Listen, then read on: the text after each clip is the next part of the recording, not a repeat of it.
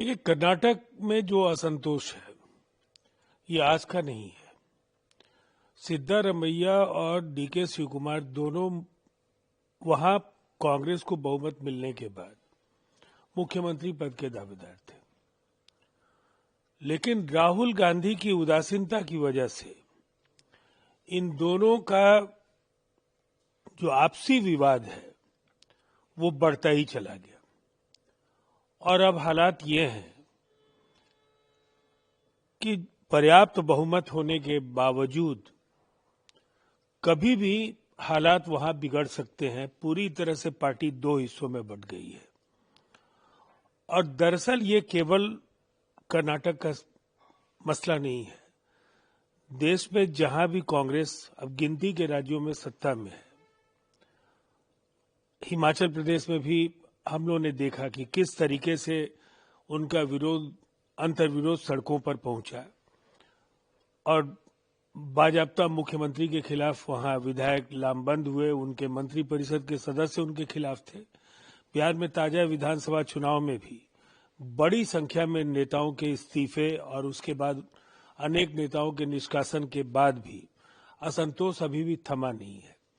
और ये राहुल गांधी का जो पूरा का पूरा जो उभार है कांग्रेस की राजनीति में, इसके साथ रिश्ता सीधे तौर पर कांग्रेस का गिरता हुआ ग्राफ, इसको जोड़कर देखा जाना चाहिए। उनके अविवेकपूर्ण और पार्टी के नेताओं को लेकर जो उनकी बढ़ती दूरी है, जो संवाद कम हुआ है, उसकी वजह से हालात कर्नाटक के बिगड़े हैं। एसआईआर से पहले ममता बनर्जी को चेतावनी दी और कहा है कि बंगाल में मुझे निशाना बनाएगा तो मैं देश को हिला दूंगी। देखिए, ममता जी डर गई हैं। उनको एक बात का पता है, जनता नाराज है। जिस तरह से लगातार वहां कानून व्यवस्था के भयावह हालात पैदा हुए, भ्रष्टाचार जिस तरह से पश्चिम बंगाल प्रशासन में बढ़ा है, टीएमसी के असामाजिक तत्वों के साथ जो साठगांठ की वजह से और पुलिस की मिली भगत की वजह से एक संगठित त्रिकोण वहां राजनेताओं, पुलिस और अपराधियों का बनता चला गया और जनता धीरे धीरे इनसे दूर होती चली गई। एसआईआर को ये निशाना इसलिए बना रहे हैं कि एसआईआर के बाद जो अवैध मतदाता है वो सूची में नहीं होंगे, कोई वैध मतदाता छूटेगा नहीं। और बिहार में एसआईआर ने काफी अच्छा काम किया। लेकिन इतनी बात तय है कि पश्चिम बंगाल के चुनाव टीएमसी के लिए मुश्किलें पैदा कर रहे हैं और फिर से ममता जी की वापसी नहीं होने जा रही है।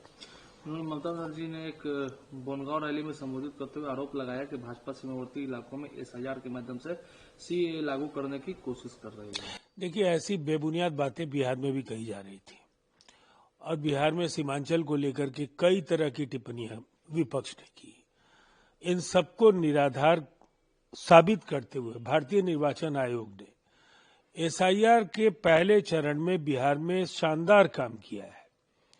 और अब ये देश में केवल पश्चिम बंगाल में नहीं हो रहा है। ये हाय तौबा केवल ममता जी क्यों मचा रही है। 12 राज्य और केंद्र शासित प्रदेशों में एसआईआर हो रहा है और ये समय पर निर्धारित समय अवधि के अंदर ही पूरा होना है। जिस तरीके से है, कल भवन निर्माण विभाग ने भी लेटर जारी किया है और पूर्व मुख्यमंत्री रही और नेता प्रतिपक्ष बिहार विधान परिषद में राबड़ी देवी, उनको आवास है खाली करने के लिए 10 सर्कुलर को कहा गया और नया आवास उनको है 39 हार्डिंग रोड में करने को शिफ्ट करने के लिए कहा गया। तो इसमें क्या परेशानी है? मुझे तो नहीं कोई परेशानी दिखती है। तो उन्हें जो पूर्व में आवास मिला, उस आवास से जुड़े आदेश को निरस्त करते हुए नया आवास उन्हें आवंटित किया गया है। और ये समय समय पर फैसले लिए जाते हैं और सेंट्रल पूल से इस तरह के अलॉटमेंट्स पहले भी होते रहे हैं और पहले से भी स्थानांतरित करने के फैसले लिए गए हैं। लेकिन उनके पार्टी के स्पोक्सपर्सन ने, प्रवक्ता है शक्ति यादव, उन्होंने आरोप लगाया है कि राबड़ी देवी पूर्व की मुख्यमंत्री, ये वर्तमान में बिहार विधान परिषद में विपक्ष की नेता है। यह आश्चर्य की बात है, किस नियम के तहत उनका आवास बदला गया?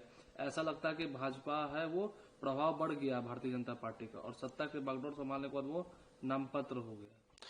देखिए, विधान परिषद में नेता प्रतिपक्ष की हैसियत से ही उन्हें नए आवास को आवंटित किया गया है। एक व्यक्ति के पूर्व के पद हो सकते हैं, वर्तमान पद हो सकता है, आवास तो कोई एक मिलेगा और वो आवास उन्हें आवंटित कर दिया गया है।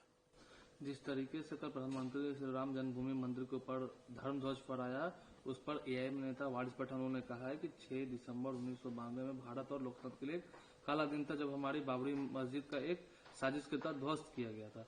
हमारा मानना है कि मस्जिद जहां थी वही रहेगी। प्रधानमंत्री वहां गए हैं, झंडा फहरा है वो, लेकिन वो आप प्रधानमंत्री नहीं है, एक खास समुदाय की वो। ये बेहद दुर्भाग्यपूर्ण और आपत्तिजनक टिप्पणी है। अयोध्या में राम मंदिर लंबी न्यायिक प्रक्रिया के समापन के बाद हुआ है। एक तार्किक समाधान माननीय सर्वोच्च न्यायालय के बहुसदस्यीय बेंच ने किया। उस फैसले के आलोक पे एक भव्य राम मंदिर का निर्माण हुआ और धर्म ध्वजा का आरोहण देश के यशस्वी प्रधानमंत्री नरेंद्र मोदी जी ने किया। पूरी दुनिया के हिंदू धर्मावलंबियों को बेहद प्रसन्नता है और उनके लिए हर्ष का ये एक अवसर था। ऐसे समय में जब ऑनरेबल सुप्रीम कोर्ट ने फैसला दिया है, दशकों की प्रतीक्षा के बाद ये फैसला आया है, तो ऐसी टिप्पणियां नहीं करनी चाहिए।